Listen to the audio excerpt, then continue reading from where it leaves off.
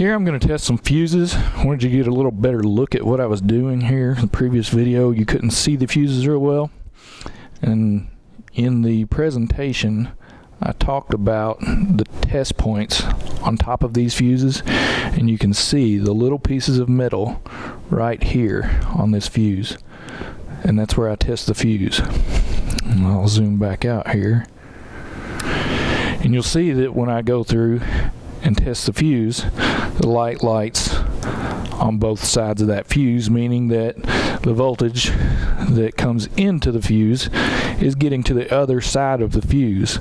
Now if that fuse were blown, there'd be a gap in between those two pieces. So let's see if I can get the fuse out here. Handy fuse puller.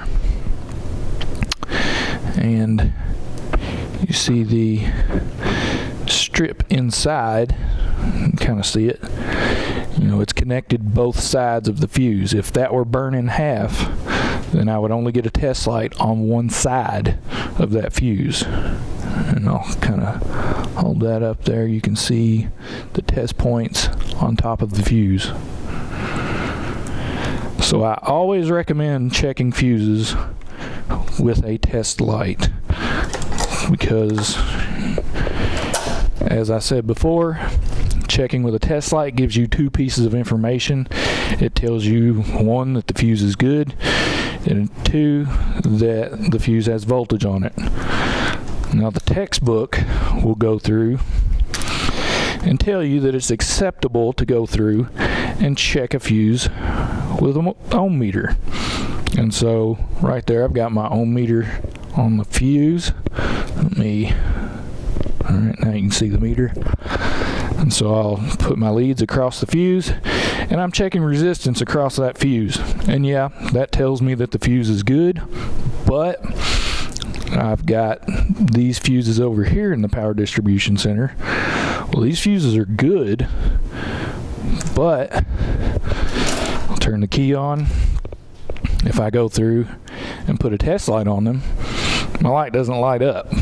So, that knowing that a circuit has voltage on it is just as important as knowing if the fuse is good. So, because a lot of times what you'll have happen is maybe an ignition switch will go bad, causing a voltage drop.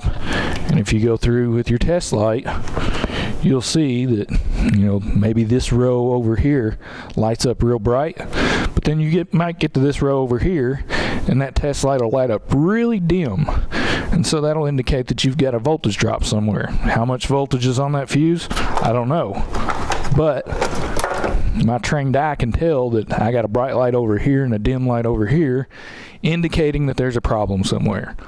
So I always recommend checking with a test light, or even you could put the voltmeter in voltage mode, ground your black lead, and it's going to do the same thing as your test light.